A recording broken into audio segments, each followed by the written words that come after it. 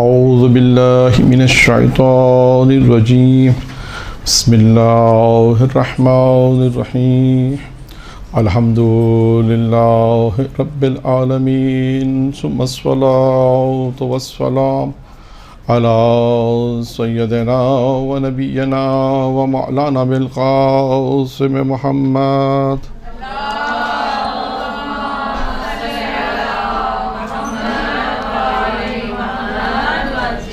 وعلى بيته الطيبين الطاهرين المعصومين المنتخبين الميامين أما بعد قال سبحانه وتعالى في كتابه الكريم بسم الله الرحمن الرحيم يا أيها الذين آمنوا ادخلوا في السلم الكافة ولا تتبعوا خطوات الشيطان إنه لكم عدو مبين. درود پڑھے محمد.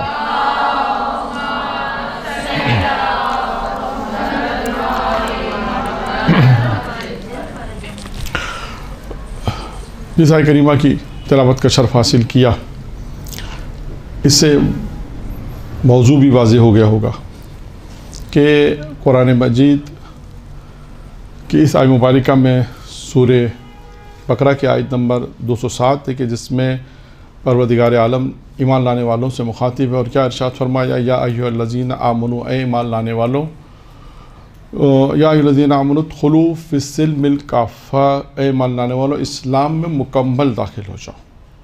پھر اس کے بعد ایک اور حکم فرمایا، ولا تتبعوا خطوات الشیطان، شیطان کے قدم بقدم نہ چلو. کیوں؟ انہ لکم عدو مبین، یہ تمہارا کھلا دشمن ہے. آج کا جو عنوان ہے وہ ہماری زندگی، پوری زندگی سے مربوط ہے، کیونکہ اللہ تبارک و تعالیٰ نے جب انسان کو خلق کیا اور اس کے بعد انہیں تمام وہ سہولتیں فراہم کی ہیں کہ وہ کمال کی منزل تک پہنچ جائے، لیکن کمال کی منزل تک پہنچنے کے لیے اسے بہت ساری چیزوں کا سامنا کرنا پڑے گا، اور ان بہت ساری چیزوں میں جو اہم ہے، یا اہم بھی ہے، مہم بھی کہہ لیں، اہم بھی کہہ لیں، کہ اگر ہم اس ایک کا مقابلہ کریں جو ہماری ساری زندگی میں ہر قدم پہ ہمارے ساتھ، ان معنوں میں ہے کہ جہاں بھی آپ کوئی نیک کام کرنے کا ارادہ کریں گی، شیطان آپ کو بہکائے گا. تو اب ہم پہلے ان تمام چیزوں کو دیکھیں. نمبر 1، اللہ نے انسان کو خلق کیا. 2، پروردگار عالم انسان کو چاہتا ہے کہ انسان کمال حاصل کرے. اس نے کمال تک پہنچنے کے لیے بہت ساری چیزیں انسان کو عطا کر دی ہیں کہ وہ ان کمال تک پہنچنے کے لیے کتنا جہاد کرے گا تو وہ اس مقام تک پہنچے گا. یہ بھی ایک بات. نمبر 3 یہ ہے کہ یہ جو انسان کا جہاد ہوگا، جو مسلسل چلتا ہوا آئے گا، وہ کون ہے جس سے انسان کو مسلسل جہاد کرنا؟ وہ ہے شیطان ہے. اس میں بھی کوئی شک و شبے کی گنجائش نہیں ہے. اچھا، اب آئیے ہم پہلے ایک دنیاوی مثال آپ کو دے دیں. دیکھیں، دنیا کے اندر بھی انسان اگر آپ دیکھیں کہ جس فیلڈ میں بھی جاتا ہے تو وہاں پر کچھ نہ کچھ انسان آپ کو ایسے ملتے ہیں، کچھ افراد ایسے ملتے ہیں کہ جو 10 ٹاپ میں ہوتے ہیں، یا 10 یا ٹاپ 5 میں ہوں گے. یعنی 5 دنیا کے بہترین ڈاکٹر، 5 دنیا کے بہترین انجینئر، 5 دنیا کے بہترین کرکٹر، 5 دنیا کے بہترین اسپورٹس مین، مثال لے لیں. 5 بہترین افراد کوئی بھی فیلڈ سے تعلق رکھنے والے، اور آپ اگر ان کی ہسٹری کو اگر آپ دیکھیں گے، ڈاکٹر کی میں مثال لے لوں، انجینئر کی مثال لیں، تو کیا ہوگا؟ ان کی زندگی میں انہوں نے ایگزام پاس کیے ہوں گے. وہاں تک پہنچنے کے لیے دنیا کے 5 اگر ٹاپ کے آپ نام لیں تو انہیں کتنے سختیاں سے گزرنا ہوگا شروع میں، پھر اس وقت کتنے پیپر دیے ہوں گے، کتنے امتحانات دینے کے بعد وہ اس مراحل تک پہنچے ہوں گے. یعنی دنیا کے اندر بھی اگر ہم دیکھیں، اگر آپ کو کمال تک پہنچنا، جسے دنیا کمال کہتی ہے، یا دنیا جسے کہتی ہے کہ یہ ایک بہترین ڈاکٹر ہے، ایک بہترین انسان ہے، یا بہترین کسی بھی فیلڈ میں، آپ ڈاکٹر کے اندر بھی بہت ساری فیلڈ ہیں، میڈیکل کے اندر کوئی ایک فیلڈ نہیں ہے، اس کے اندر بھی مختلف فیلڈ ہیں، اس میں بھی آپ دیکھ لیں. یا دنیا کے 5 بہترین وہ فرد جو کامیاب ہوئے، ٹھیک ہے، ان کا معیار کامیابی کا جو بھی ہوگا، ابھی اس میں ہم بحث نہیں کر رہے. کہنا مقصد یہ ہے کہ دنیا کے اندر بھی اگر انسان کسی کامیابی کو حاصل کرتا ہے، کسی مقام تک پہنچتا ہے، تو اس کو امتحانات دینے پڑتے ہیں. وہ دنیا کے امتحانات ہیں، پیپر دینا، first year, second year, inter, medical, پھر 4 سال یونیورسٹی، پھر اس کے بعد بیچلر کے بعد پھر ماسٹر، اس کے بعد اور آگے نکلتے پڑھتے رہے. وہ اپنے ساتھ ساتھ پریکٹس کے ساتھ ساتھ وہ اسٹڈی بھی رکھتے رہتے ہیں. بالآخر وہ ایک امتحانات محنت کرتے کرتے جب ان کا نام ٹاپ 5 افراد میں آتا ہے، کبھی 2 افراد میں آتا ہے، کبھی کہتے ہیں دنیا کا بہترین ڈاکٹر یہ ہے، دنیا کا بہترین انجینئر یہ ہے، دنیا کا بہترین فرد کسی بھی فیلڈ کے اندر آپ لے لیں. یعنی کہنے کا مقصد کیا ہے کہ دنیا کے اندر بھی امتحانات ہیں جس کو امتحان پاس کرنے کے بعد ایک مقام دے. اسی طرح روحانیت میں بھی یہی ہے. کمال تک انسان، جو خدا انسان کو چاہتا ہے کہ کمال تک پہنچے، تو اس کمال تک پہنچنے کے لیے بھی انسان کو پیپر دینے ہوں گے، آزمائش ہے، امتحانات ہیں. وہ امتحانات کیا امتحانات ہیں؟ کہیں مال کی قربانی دینی ہوگی، کہیں انسان کو اپنے خواہشات نفسانی کو مارنا ہوگا، اور یہ خواہشات نفسانی کو مارنا اور شیطان سے مقابلہ یہ آخر تک چلتا رہے گا. اور اس میں ہمارے پاس جو نام آئیں گے آپ دیکھیے گا، ہمارے پاس روحانی شخصیتوں بھی نام ہے.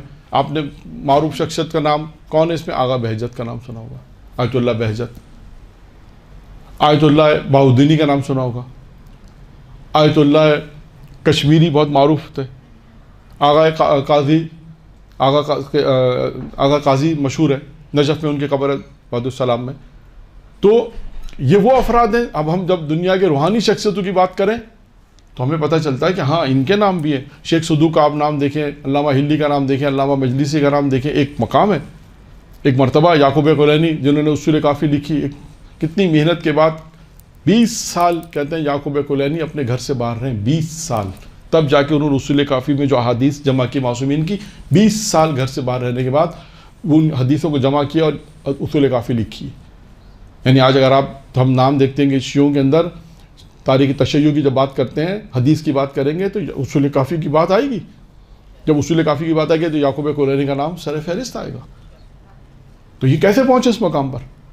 شیخ مرتضیٰ انصاری کے واقعات میں نے خود پڑھے، یہاں پر پڑھے، درس میں مختلف جگہوں پہ پڑھے. ایک مقام حاصل ہے شیخ مرتضیٰ انصاری، آج سے 150 سال پرانے مرج مشت. اگر ہم جب ان افراد کی بھی ہسٹری دیکھتے ہیں تاریخ میں، تاریخ تشیع کے اندر، کہ روحانی مقام کے اندر ان کا ایک نام ہے، تو جب ہم ان کی ہسٹری پڑھتے ہیں تو پتہ چلتا ہے انہوں نے بھی آزمائش دی ہے، اپنی خواہشات کو مارا ہے، شیطان کا مقابلہ کیا ہے.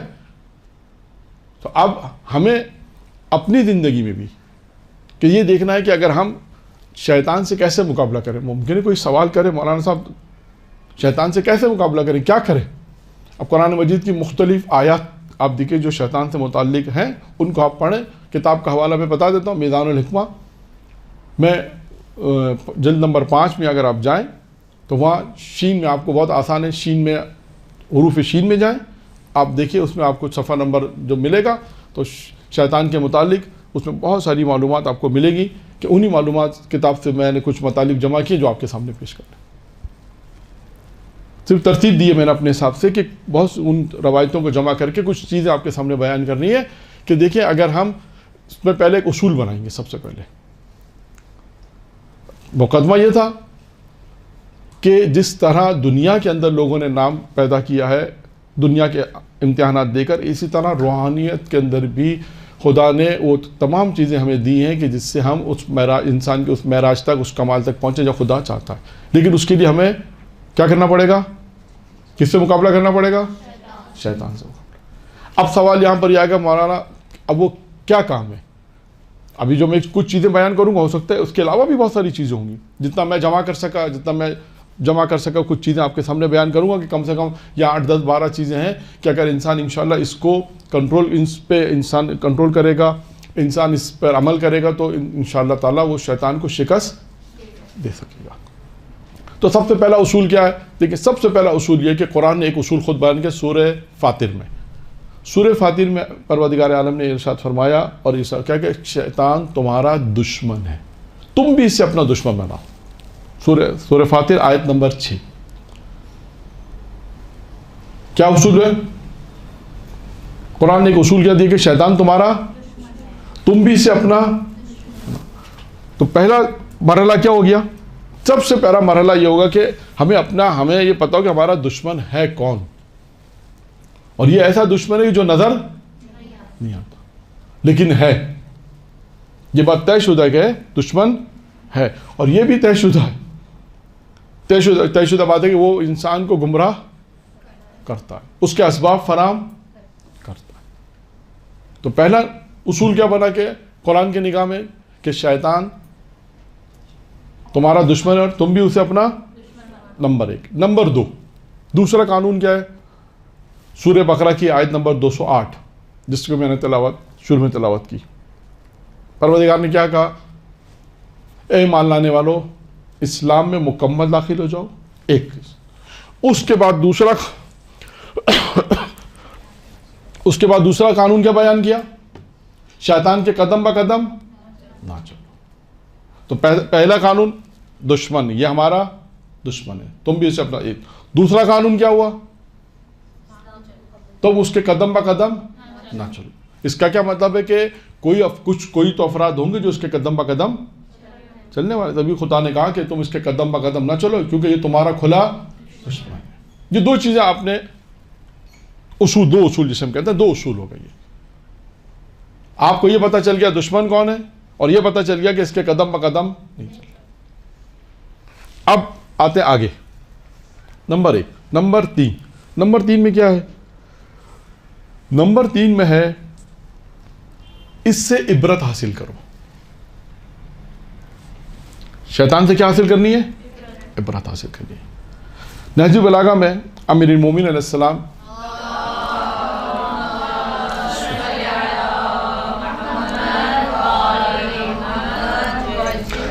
امیر المومنین فرماتے ہیں کہ اللہ نے شیطان کے ساتھ جو کچھ کیا، پھر فرمایا جو کچھ کیا اس سے عبرت حاصل کرو. کیونکہ آپ اس کی وجہ بتاتے ہیں کہ اس کی جو طویل عبادتوں اور پھر بھرپور کوششوں پر یہ جو شیطان نے دیکھیں طویل عبادتیں کی اور بھرپور جو اسے کوششیں کی، جو بھی کیا اس نے، امیر فرماتے ہیں کہ ایک لمحے کا جو غرور تھا اس نے اس تمام چیزوں پہ پانی پھیر دیا. اب پھر فرماتے ہیں امیر مومنین اس کے بعد فرمایا حالانکہ اس نے جو 6000 برس تک جو پتہ نہیں، وہ جو 6000 برس جو اس نے عبادت کی، اس کا پتہ نہیں کہ وہ دن وہ دنیا کی دن تھے یا آخرت کے دن تھے. کہا جاتا ہے نا آخرت کے دن تو طولانی ہوں گے، دنیا کے مقابلے میں آخرت کے دن طولانی ہوں گے. اب آپ دیکھیں یعنی تیسری چیز کیا ہمارے سامنے ہے کہ امیر فرماتے ہیں اس سے عبرت حاصل کرو. وہ عبرت کیا ہے؟ عبرت یہ کہ اس نے ہزاروں سال عبادت کی، 6000 سال جو معروف لکھا ہے. امیر فرماتے ہیں یہ معلوم بھی نہیں ہے کہ دن یہ جو 6000 سال عبادت ہے، یہ جو دن تھے یہ دنیا کے تھے یا آخرت کے تھے. اور ایک لمحے میں ایک لمحہ نہیں تھا کہ اس نے غرور تکبر کیا، اس کا نتیجہ کیا نکلا؟ ساری عبادتیں. تو یہ تیسری چیز اس شیطان سے جو عبرت لینی ہوئی کہ عبرت ہے کہ انسان اپنی زندگی میں کبھی غرور تکبر نہ کرے. خود ایک موضوع انشاءاللہ پھر کبھی بیان کریں گے کہ غرور تکبر انسان کے اندر آتا کیسے ہے اور انسان اسے اپنے آپ سے کیسے بچے. لیکن یہاں پہ ہمارا موضوع کیا، ہم کوشش کریں گے آج کہ ان چیزوں کو بیان کریں کہ ہم شیطان سے کیسے اپنے آپ کو بچائیں. وہ کون سے شیطان کی حربیں؟ ایک حربہ شیطان کا کیا ہو گیا؟ غرور تکبر ہے جو اس نے کیا، اور اس کا نتیجہ بھی سامنے آ گیا. نتیجہ کیا تھا؟ خدا کی بارگاہ سے نکالا گیا. تو اس کا مطلب یہ ہوا کہ خدا کو غرور پسند نہیں ہے. تو انسان اپنی زندگی سے غرور کو نکالتا. اور اگر کبھی کوئی غرور آ رہا ہے کسی بھی لحاظ سے، انسان یہ چیز انسان کو خود چیک کرنی پڑے گی کہ یہ جو میں بات کر رہا ہوں کہیں غرور تو نہیں آ رہا. کبھی میں نے ایسی بات کر دی، کوئی بات ایسی میں نے کر دی جس سے ممکن ہے کہ آپ یہ سمجھ رہی ہوں کہ اس میں غرور نہیں ہے، لیکن ممکن ہے سامنے والا اس بات کا اظہار کرے گا کہ یہ بات غرور کی ہے. جیسے آپ نے فرض کرے کہہ دیا کہ یہ 20 سال کا میرا مطالعہ ہے، یہ 15 سال میں ایک مدرسے میں گئی تھی، 15 سال میں نے مدرسے میں پڑھا ہے. ممکن ہے کہ آپ کے میں تو ایک بات کروں کہ 20 سال کا میرا مطالعہ ہے اور 15 سال میں نے مثلا مدرسے میں پڑھا ہے، لیکن سامنے والے کیا کہے گا، یہ غرور کر رہی ہے، 15 سال مدرسے میں اپنا غرور دکھا رہی ہے کہ میں نے 15 سال مدرسے میں پڑھا، یہ 20 سال کا میرا مطالعہ ہے. یہ ایک جملہ ہے کسی عالم کا، اس لیے میں نے اس کی مثال دی ہے. میں وہ سال کی تعداد نہیں بتا رہا، ممکن ہے کوئی پہنچ جائے. کسی عالم سے کہا، کسی نے کہا مطلب پوچھا تو انہوں نے جواب میں کہا کہ مثلاً کہا کہ یہ ہمارا 40 سال کا مطالعہ ہے. انہوں نے جواب دیا کہ جو ہم آپ سے بات کریں 40 سال کا مطالعہ ہے، تو پھر فلاں عالم، جو بھی عالم تھے، جو مجتہد تو نہیں تھے لیکن بڑے عالم تھے، تو انہوں نے اس جملے سے کہا یہ جو کہہ رہے ہیں کہ 40 سال کا مطالعہ، کہا اس سے غرور کی بو آتی ہے. اب سوچئے غرور کیسا ہے. تو اب ہمیں اپنی زندگی کے اندر غرور اور تکبر کو نکالنا پڑے گا. پہلا یعنی شیطان نے جو پہلا مرحلہ، جو اس کی پہلا مرحلہ تھا، جو اتنی عبادتیں کی، اس پہ ایک لمحے کا غرور کیا، خدا سے کہا میں اس آدم کو سجدہ نہیں کروں گا، اپنی عبادت پہ غرور کیا، اس کا نتیجہ 6000 سال کی عبادت ختم. اب آپ سوچیں کہ اگر ہماری عبادتیں کتنی ہیں، کتنے سال کی عبادت ہے، کتنا ہمارا عمل ہے، کتنی ہماری نماز اور دعائیں ہیں، کہ اگر ہم نے ذرا سا بھی اگر غرور کیا خدا کی بارگاہ میں تو وہ سب کے سب ختم ہو جائے. تو تیسرا درس کیا ہوا؟ عبرت. عبرت کے اندر کون سی چیز شامل ہے؟ یعنی شیطان سے عبرت لو. عبرت سے پھر اس میں امیر المومنین علیہ السلام نے جو تشریح کی، وہ کیا تشریح کی کہ شیطان نے کیا کیا؟ غرور. اور اس کا نتیجہ بھی بتا دیا کہ غرور کے نتیجے میں کیا ہوا؟ عبادتیں. ٹھیک ہے. نمبر 4، چوتھی چیز کیا ہے؟ چوتھی چیز ہے جب اللہ تعالیٰ نے ابلیس سے کہا آدم کو سجدہ کرو، وہ گفتگو ہے. اللہ نے ابلیس سے کہا آدم کو سجدہ کا جب حکم دیا تو اس نے کیا کہا؟ اس نے کہا پروردگارہ میں تیری عزت و جلال کی قسم. اس نے کہا تیری عزت و جلال کی قسم، اگر تو مجھے آدم کے سجدے کرنے سے معاف کر دے، تو مجھے آدم کے سجدے کرنے سے روک دے. یعنی تو کہہ رہا ہے کہ آدم کو سجدہ کر، میں یہ چاہتا ہوں کہ آدم کو سجدہ نہ کرو، تو مجھے اس سے روک، باز رکھ، روک. تو کیا کروں گا میں؟ اگر تو مجھے اس سے روکے گا تو کیا ہوگا؟ تو میں تیری ایسی عبادت کروں گا جیسی کسی نے بھی تیری عبادت. شیطان کا ایک دعویٰ ہے. کیا کہتا ہے؟ خدا سے کہہ رہا ہے ایک حکم، یعنی خدا کے ایک حکم کی نافرمانی. کہہ رہا ہے کہ تو یہ حکم دے رہا ہے مجھے کہ میں آدم کو سجدہ کروں. میں کہہ رہا ہوں پروردگارہ، میں کہتا ہوں خدا تو مجھے آدم کے سجدہ کرنے سے معاف کر دے، تو میں تیری عبادت ایسی کروں گا کہ جیسی کسی نے نہیں کی تھی. اب خدا کا جواب سنیے گا. یہ ہمارا خدا کا جو جواب ہے وہ ہمارا موضوع ہے کہ چوتھی چیز کیا بنے گی. خدا نے کیا جواب دیا سنیے. پروردگار نے کہا، خدا نے کہا میں تو چاہتا ہوں کہ میری عبادت ویسی ہو جیسی میں چاہتا ہوں. کیا کہا خدا نے؟ دوبارہ. ہاں، یعنی آپ یہ ایک جملہ بہت اہم ہے. یعنی خدا چاہتا ہے کہ بندہ ویسی عبادت کے جیسی میں چاہتا ہوں. بندہ، خدا یہ نہیں چاہتا جیسی تم عبادت چاہو ویسی کرو، یہ نہیں ہے. آج ہم اپنے معاشرے میں کیا کرتے ہیں؟ آئیے اپنے معاشرے کی طرف. یعنی اگر ہم، بہت سمپل سی بات ہے، آج اگر ہم یہ چاہتے ہیں کہ خدا کہتا ہے کہ ایسے نہیں ایسے کام کرو، عبادت ایسے نہیں ایسے کرو، ہم کہیں پروردگار ہمارا دل چاہتا ہم ایسے کریں. ہے نا بہت سی مثالیں. شادی بیاہ کے اندر بہت سی رسومات ایسی ہیں، زندگی کے اندر بہت سی رسومات ایسی ہیں، بہت سی محفلیں ایسی ہیں.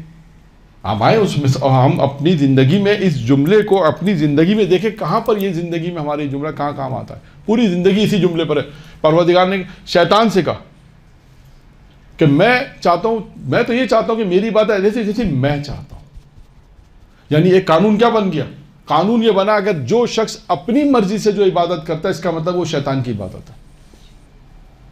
کہ شیطان نے بھی یہ کہا پروردگار میں چاہتا ہوں میں ایسی عبادت کروں گا، میں تیری ایسی عبادت کروں، آج تک کسی نے نہیں کی تیری عبادت ایسی، میں ایسی عبادت کروں گا. خدا نے جواب میں کیا کہا؟ مجھے ایسی عبادت چاہیے نہیں. اب آپ سوچیں اپنی زندگی میں عبادت، زندگی گزارنا، محفلیں، دعا کے پروگرام، مجالس، تمام چیزیں، شادی بیاہ تو بالمعروف. تو ہم اپنی زندگی کے اندر دیکھیں کہ آیا اللہ کی عبادت کتنی ہے، اور شاید یہ جملہ کہتے ہوئے بھی کہ شیطان کی بات ہم کتنی مانتے ہیں، یا شیطان ہمیں کتنا گمراہ کرنے کے راستے پر ہے. کتنے ایسے مقامات ہیں جہاں پہ ہم کہتے ہیں کہ یہ کام ہم اپنی مرضی سے کریں گے، اور کتنے زندگی کے وہ کام میں جو ہم کہتے ہیں پروردگار ہم تیری مرضی سے کریں گے. دیکھیے بہت سی جگہ پہ ہو سکتا ہے نماز میں آپ کے کیا مرضی چلانی، روزے میں آپ کے کیا مرضی چلانی اپنی، جیسے خدا کہتا ہے رکھ لو روزہ. شاید کسی نے یہ نہیں کہا ہوگا پروردگارہ 12 گھنٹے کا روزہ میں 14 گھنٹے کا رکھ لوں، نہیں کہا ہوگا کسی نے شاید. یا نماز میں کہا ہوگا 17 رکعت ہے پروردگارہ کبھی 18 پڑھ لوں 19 پڑھ لوں، کبھی نہیں کہا ہوگا. یہ وہ موارد ہے کہ جہاں پہ کبھی انسان نے یہ نہیں سوچا ہوگا. لیکن پریکٹیکلی زندگی میں جو دوسری زندگی کے جو دوسرے ہیں مراحل ہیں اس میں یہ ضرور ہوگا کہ پروردگارہ اس میں ہم اپنی مرضی چلا لیتے ہیں، پروردگارہ اس میں ہم تیری بات نہیں مانیں گے.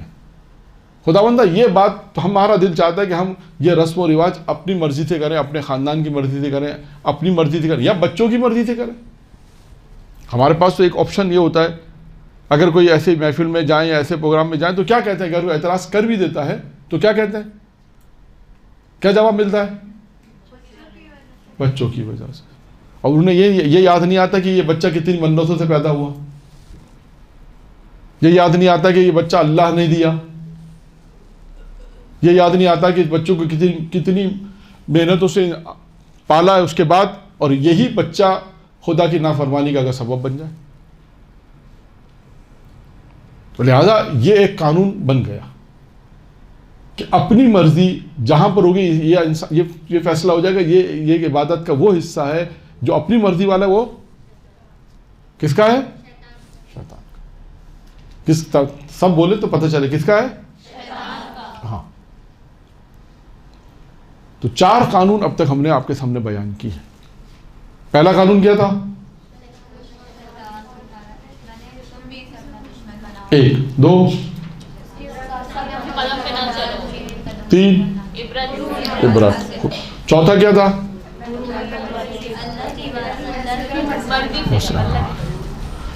اب آپ نے اس ایک جملے کو بھی، اور ویسے تمام انشاءاللہ پورے درس کو، ورنہ یہ جملہ اس سے کہہ رہا ہوں کہ یہ جملہ، یا جیسے دوسرا عبرت ہے، تیسرا عبرت ہے، چوتھا جو دوسرا شیطان کے قدم بقدم نہ چلو، اگر آپ دیکھیں گے تو وہ قدم بقدم نہ چلو، یہ تمام چیزیں اسی کے ذمہ ساری ہیں. اور شیطان ایسے بہکائے گا جیسے آپ کو پتہ بھی نہیں چلے گا. ایک واقعہ سنا دوں، آیت اللہ دست غیب کی کتاب میں لکھا ہے، حوالے سے پڑھ رہا ہوں. آیت اللہ دست غیب کی کتاب ہے بکھرے موتی، اردو میں ترجمہ ہوا ہے بکھرے موتی کے حوالے سے.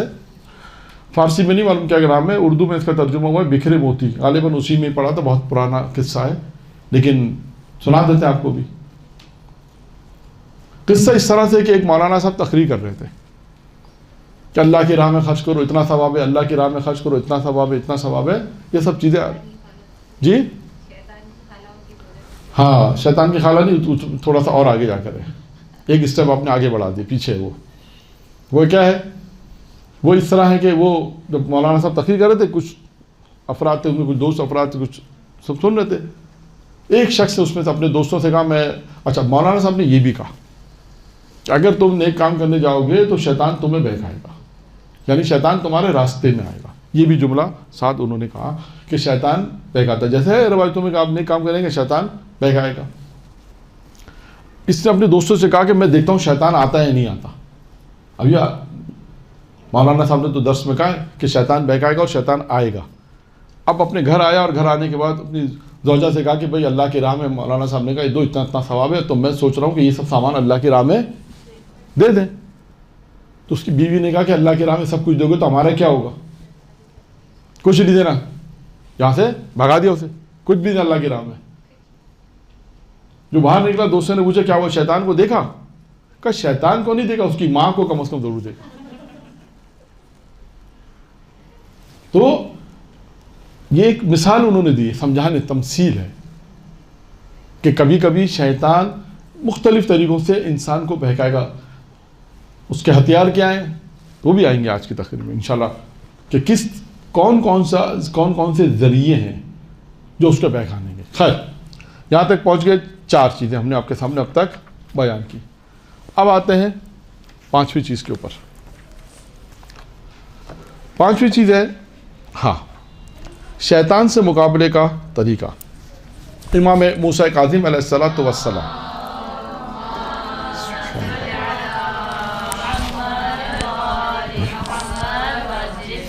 امام موسیٰ کاظم علیہ السلام نے جو حشام کو جو نصیحتیں کی ہیں ان نصیحتوں میں ایک نصیحت ہے کہ وہ نصیحت ہے کہ جو آپ کو شیطان کو بہکانے کے جب شیطان بہکائے گا تو اگر وہ چیز آپ کے پاس ہوگی تو نہیں بہکا سکتا. وہ کیا چیز ہے وہ اب روایت پہ بیان ہوتی ہے. امام فرماتے ہیں جو حشام کو نصیحت فرماتے ان میں سے جو بھی ہے کہ شیطان تمہارا شدید دشمن ہے. شیطان تمہارا شدید دشمن یعنی تم شیطان سے شدید دشمنی کرو. اچھا تاکہ جتنا تم اس کا ڈٹ کر مقابلہ کرنے کی جدوجہد کرتے ہو وہ تمہاری ہلاکت کے لیے تم سے زیادہ جدوجہد نہ کر پائے. یعنی کیا فرما رہے ہیں شیطان بھی کوشش کرے گا اس کا ڈٹ کے مقابلہ ہے وہ کوشش کرے گا آپ کو گمراہ کرنے کی. آپ ڈٹ کے مقابلہ کریں گے آپ کو گمراہ نہ کرے کیونکہ وہ طاقتور ہونے کے باوجود تم سے کمزور ہے. وہ طاقتور ہونے کے باوجود تم سے کمزور ہے. اب آئیے امام فرماتے کثرت برائی کے باوجود وہ تمہیں اتنا نقصان نہیں پہنچا سکتا جتنا تم اسے پہنچا سکتے ہو. یعنی امام فرماتے ہیں کہ کثرت گناہ کی وجہ سے بھی یعنی وہ کثرت گناہ کے باوجود ہونے کی وجہ سے بھی تمہیں اتنا نقصان نہیں پہنچا سکتا جتنا تم اسے نقصان پہنچا سکتے ہو. اب آئیے وہ چیز کیا چیز ہے بشرط یہ کہ امام نے فرمایا. یعنی میرا سوال ذہن میں آیا. سوال کیا ہے شیطان کا مقابلہ کرنا. یعنی امام نے پہلا یہ بتایا کہ اس سے شدید دشمنی کرو ایک. پھر کہا کہ وہ بھی جدوجہد کر رہا ہے تمہیں بہکانے کے لیے. آج اگرچہ وہ طاقتور ہے لیکن طاقتور تم زیادہ طاقتور ہو. اب اس کے بعد امام نے فرمایا جتنا تم اسے نقصان پہنچا سکتے ہو. پھر امام نے بشرط تم اسے کس صورت میں زیادہ نقصان پہنچا سکتے ہو کون سی وہ چیز ہے تمہارے پاس وہ کون سا حربہ ہے وہ کیا ہے. اب امام نے فرمایا خداوند متعال سے تمہارا رابطہ مضبوط ہونا چاہیے. اللہ سے ارتباط محکم ہو.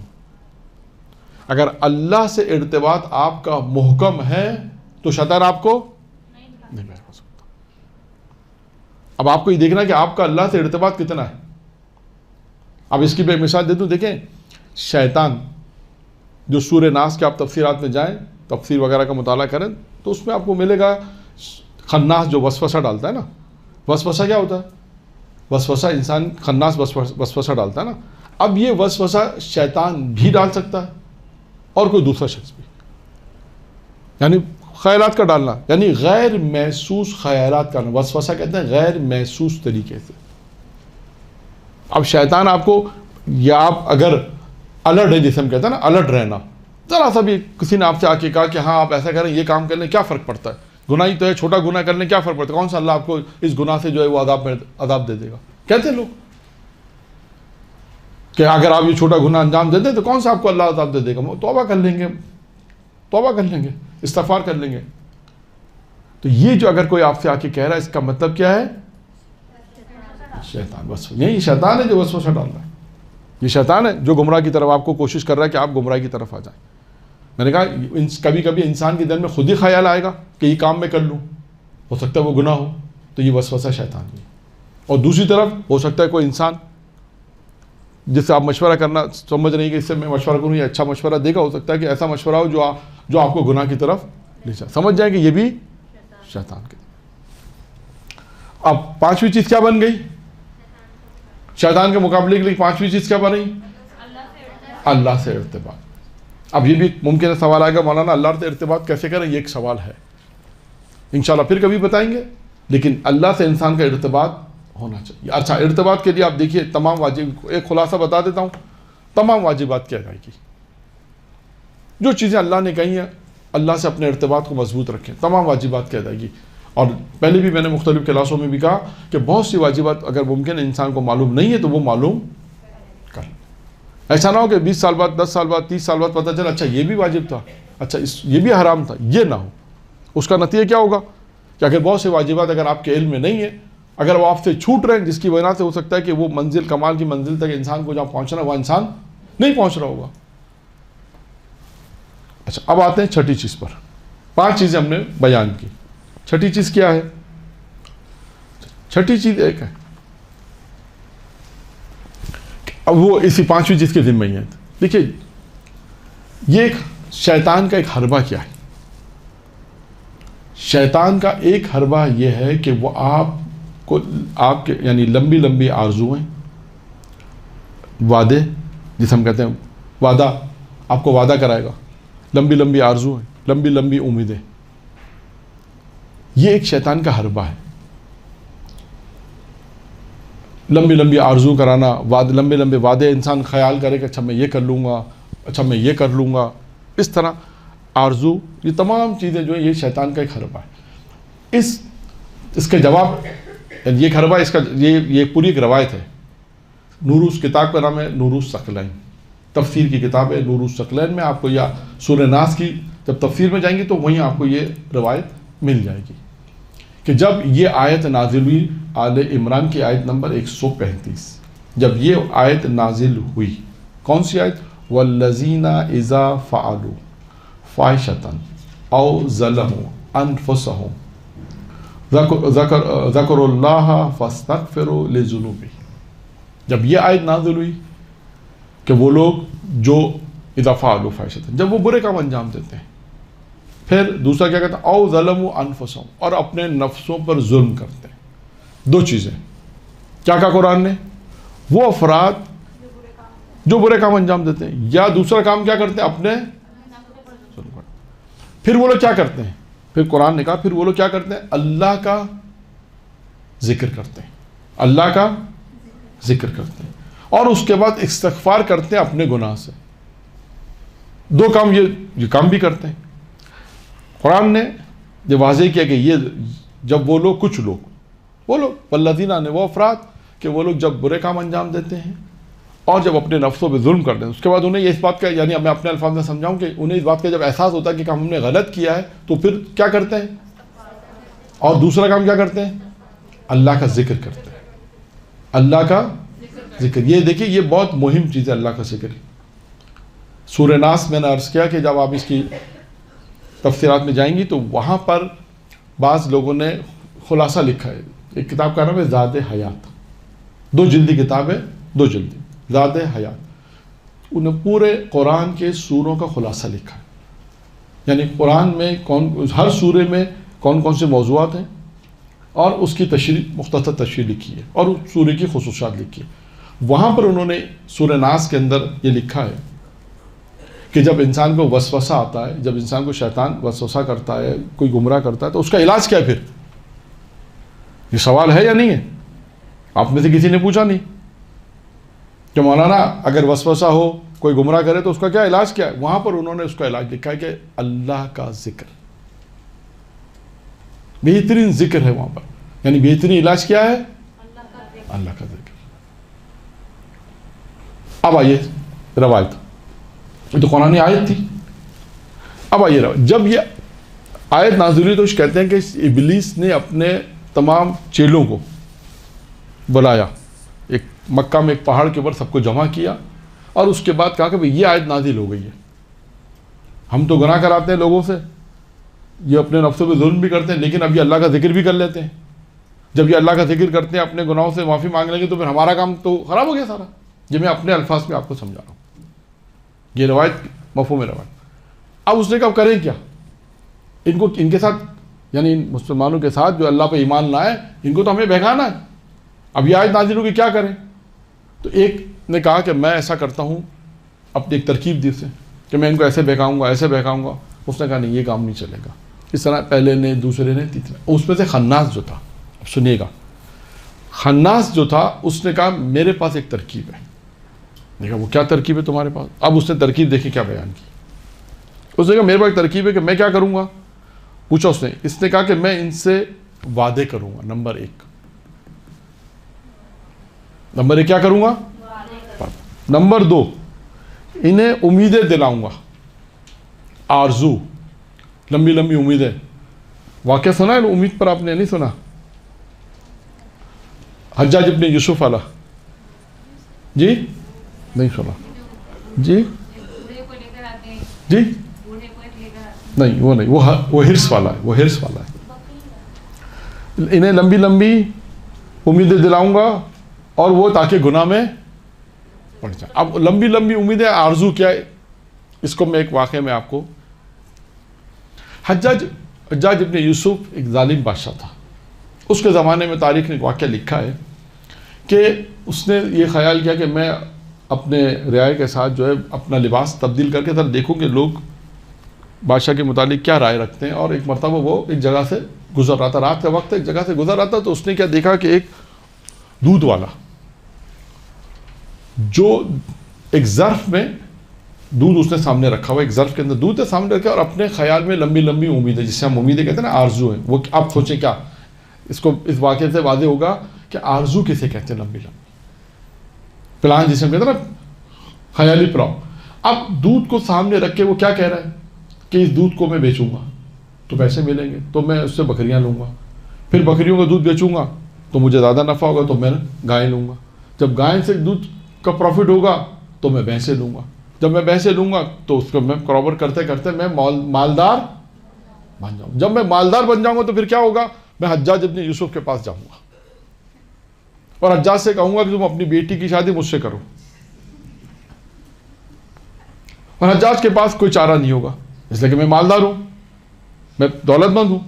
तो जब हज्जाज अपनी बेटी की शादी मेरे साथ करेगा और उसकी बेटी जब मेरी बात नहीं मानेगी तो मैं उसे लात मारूंगा, जब लात मारी तो जो बर्तन में दूध रखा था वो नहीं सारा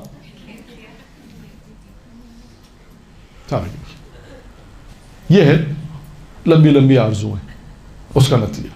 फिर तारीख में लिखा है कि हज्जाज ने उसको गिरफ्तार किया, उसके बाद उसे कोड़े वोड़े भी लगवाए, इस बात के ऊपर लगवाए कि तुम इस ख्याल में लगवाए कि तुम ये सोच रहे हो कि तुम मेरी बेटी से शादी करोगे, इस बात के ऊपर उस पर कोड़े भी लगवाए उसे। खैर, हमारा मौजू यहाँ पर यह था कि यह है लंबी लंबी आरज़ू, जो शैतान इंसान को जो कहते हैं ना लालच दिलाता है, लंबी लंबी आरज़ू वादे, ये क्या है, वो ये मवारिद।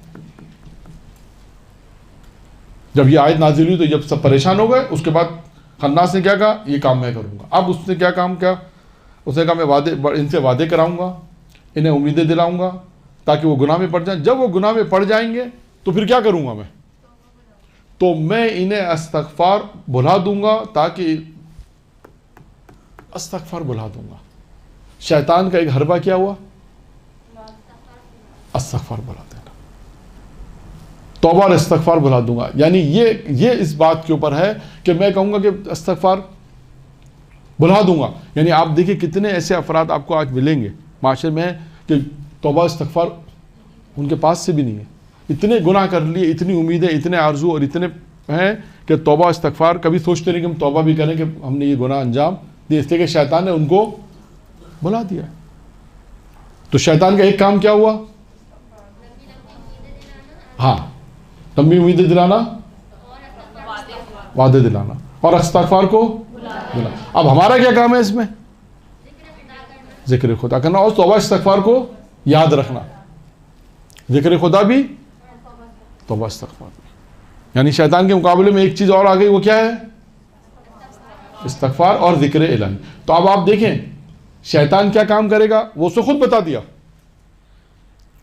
आप देखिए उसने खुद बता दिया कि भाई मैं ये काम करूँगा, और उस वक्त बाद इब्लीस ने उससे कहा, खन्नास से कहा, बिल्कुल ठीक है, ये फैसला सही है तुम्हारा।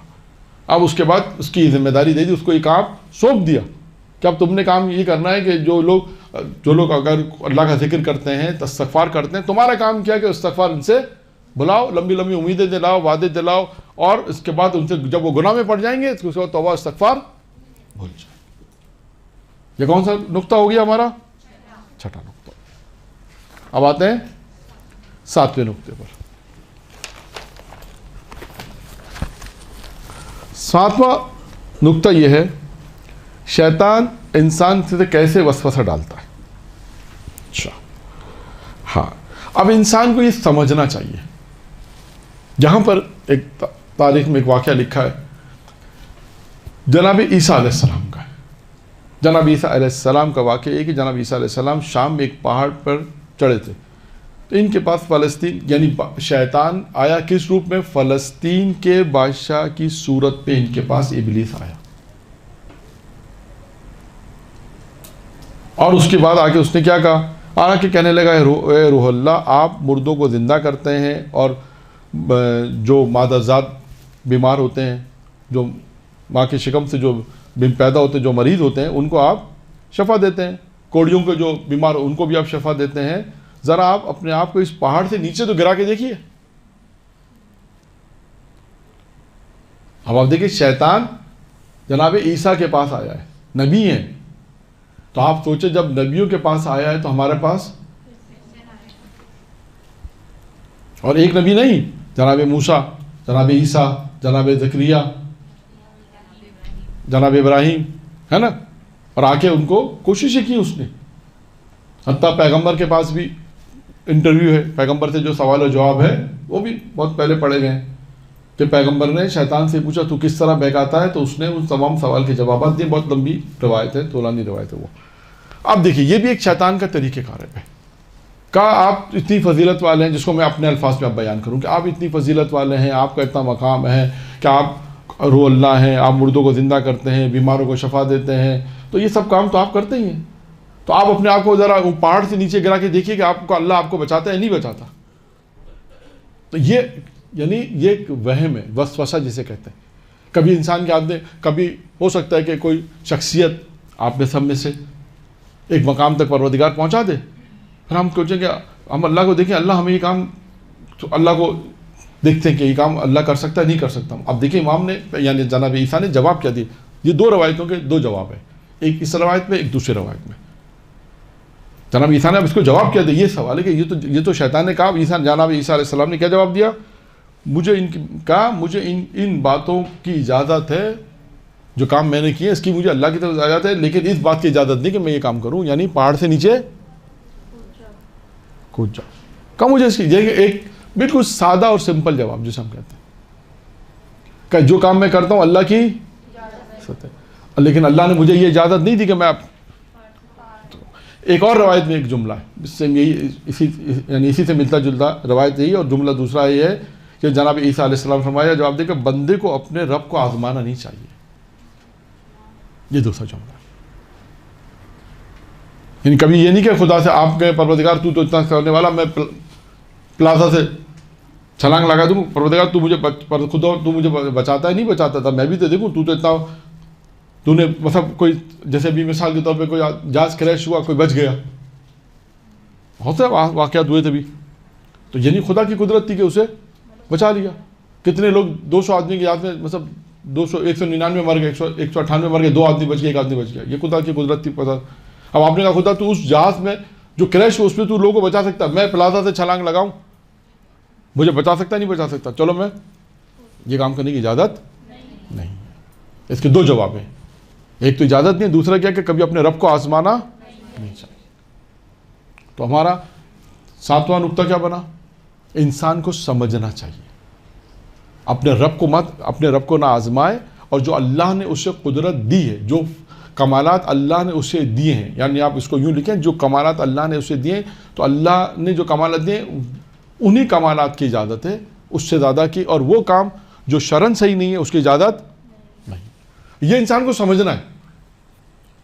اس کو اگر آپ شارٹ فارم میں لکھیں کہ انسان کو سمجھنا ہے کہ کہاں مجھے اجازت اور کہاں اجازت نہیں ہے۔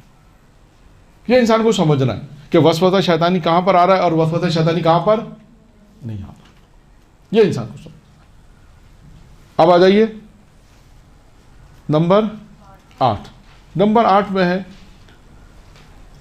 خداوند عالم کے ذریعے، یعنی یہ بھی ایک روایت ہے، معصوم بہار الانوار کی روایت ہے، اس میں معصوم فرماتے ہیں کہ شیطان کے حربے سے اگر انسان کو بچنا ہے تو ایک چیز ہے، اس کا نام ہے خوف خدا، وہ انسان کے پاس ہو۔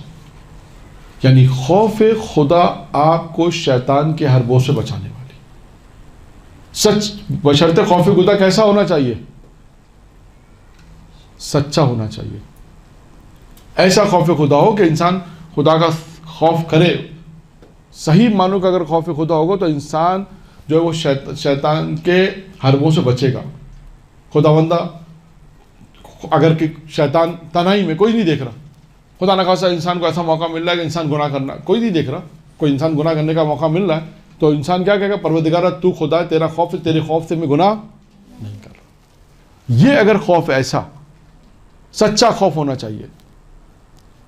اب اس کی مثالیں نہیں دے رہا, ورنہ اس کی مثالیں بہت ساری مثالیں بھی واقعات کی روشنی میں بھی ہیں, تاریخ میں بہت ساری مثالیں ہیں اس کی, اور کبھی کبھی بہت سی مثالیں آپ کو غیر مسلم میں بھی نظر آئیں گی. دیکھیں بعض واقعات تاریخ کے ایسے ہیں, کتاب ایمان میں آیت اللہ دست غیب نے بھی لکھے ہیں, اور بھی کتابوں میں واقعات لکھے ہیں, آیت اللہ دست غیب نے بھی لکھے, اپنی کتاب ایمان میں بھی لکھے ہیں, مختلف کتابوں میں, کہ بعض لوگ مسلمان نہیں تھے لیکن وہ جس خدا کو مانتے تھے, جس خدا کو بھی مانتے تھے. مثال کے طور پہ آیت اللہ دست غیب نے اپنی کتاب میں کہیں یہ واقعہ لکھا ہے کہ ایک شخص تھا, ٹورسٹ, مختلف ممالک کی سیر کرنے والا, گھومنے پھرنے والا, کہتا ہے وہ شیراز, ایران کا ایک شہر ہے, شیراز کے ایک بازار میں اس نے ایک منظر دیکھا. کیا دیکھا کہ ایک شخص ہے جو گوشت بیچ رہا ہے, لیکن گوشت دینے یعنی گوشت گاہک کو دینے سے پہلے وہ ایک عمل کرتا تھا, ایک لمحے کا عمل تھا. وہ لمحے کا عمل کیا تھا, یعنی گاہک کھڑا ہے, گوشت تولا, اوپر دیکھا, گاہک کو گوشت دے دیا. صرف اوپر دیکھتا تھا, بس اوپر دیکھتا تھا, اور پتہ کتنا اس میں کتنا, شاید ایک لمحہ دیکھا, دے دیا.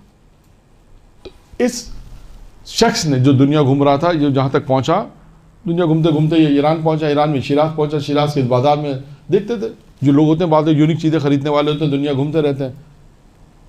اب یہ جب بازار میں پہنچا, اس نے یہ دیکھا تو اس نے کہا کہ کیا وجہ ہے کہ تم, میں نے کہا, اس نے کہا میں نے نوٹ کیا اس بات کو کہ تم گاہک کو گوشت دینے سے پہلے اوپر دیکھتے ہو پھر دیتے, اس کی کیا وجہ. اس نے بہت ٹالا, نہیں بتایا, بہت ٹالا. اس نے کہا جب تک بتاؤ گے نہیں یہاں سے جاؤں گا نہیں. اب اس نے جو جواب دیا, وہ جواب کیا دیا, اس نے کہا کہ میں بت پرست ہوں, کہا میں بت پرست ہوں, اور میں نے اپنی دکان میں ایک بت رکھا اوپر, اور میں اپنے خدا کو گواہ بنا کر کہتا ہوں, خدا بندہ جو بھی, میں نے کہا نا جو بھی خدا, اس کا خدا کیا ہے, بہت. کہا خدا تو گواہ رہنا, میں اس گاہک کو کم نہیں دے گا. یعنی ہندو ہے, بت پرست ہے, لیکن پیغام کیا دیا کہ خدا کو ماننا تو ایسے مان لے ہر کام کے اندر. یہ تو ایک مثال گاہک کی ہے, گوشت دینے کی. آپ اپنی زندگی میں ہر کام ہے کہ پروردگار گواہ رہنا, یہ کام میں کر رہا ہوں. آپ دیکھیے اپنی زندگی تبدیل ہو جائے گی. کیوں کہ خدا کو حقیقی معنوں میں ماننا ہے. خدا کا خوف حقیقی معنوں میں خوف خدا کا رکھیں گے, جب جا کے شیطان کے مقابلہ کر سکیں گے, ورنہ نہیں کر سکیں گے. کیوں ہم کمالات تک نہیں پہنچتے, کیوں ہم اس روحانی مقام تک نہیں پہنچ سکتے یا نہیں پہنچتے ہیں. اس کی وجہ یہ کہ ہم قدم قدم پہ وہ مقابلہ نہیں کر پاتے. کہیں نہ کہیں نماز ہماری مکمل ہے, مکمل سے مراد واجبات کی ادائیگی, مثلا واجبات کی ادائیگی ہے, نماز بھی ہے, زیارت بھی ہے, روزے بھی ہیں, ہر چیزیں. لیکن زندگی کے دوسرے مراحل ہیں جہاں پہ ہو سکتا ہے کہ ہم ان تمام چیزوں کا انجام, واجبات کی ادائیگی کر رہے ہیں, لیکن اگر حرام سے نہیں بچ رہے تو وہ کمالات پھر ہم تک نہیں آتے. کمال انسان اسی صورت میں حاصل کرے گا کہ واجبات کے بعد مستحبات, پھر مستحبات کے بعد پھر بہت ساری چیزیں ایسی ہیں. یعنی بعض پرانے جو علماء کے واقعات میں کیا ہے, علامہ ہلدی کا واقعہ ہے نا غالباً, کہ جب ان کو تقریر کرانے لے گئے, جب ان کو تقریر کرانے, علامہ ہلدی کے ہلنا میں رہتے تھے علامہ ہلدی, ان کے والد کے پاس لوگ آئے اور کہا کہ ان سے, اپنے بیٹے سے کہا کہ ہمیں درس کے لیے چاہیے ایک فرد. تو انہوں نے کہا ٹھیک ہے میرے بیٹے کو لے جاؤ, علامہ ہلدی کو بھیج دیں. میں بہت جلدی سنا رہا ہوں, جو اصل چیز ہے وہ بتانا چاہتا ہوں کہ دیکھیں واجبات کے بعد مستحبات کے بعد انسان کہاں تک احتیاط کرتا ہے, تب جا کے اس کمالات تک پہنچتا ہے. جب کہتے ہیں کہ وہ پہنچے, درس دینے کے لیے پہنچے, ممبر پہ جاتے تھے, کچھ بولتے نہیں تھے, اتر کے 5 منٹ. دوسرے دن بھی یہی, تیسرے دن بھی یہی. تو انہوں نے کہا بھائی مولانا کو لائے تھے درس دینے کے لیے, یہ جاتے ہیں ممبر پہ, کچھ بولتے نہیں, اتر جاتے ہیں. تو ان کے والد کے پاس گئے.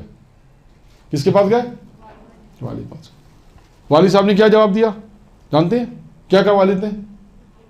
ہیں کچھ کھلا دو. ہاں, کہا ان کی دعوت کرو, کچھ کھلاؤ پلاؤ, پھر بولے گا.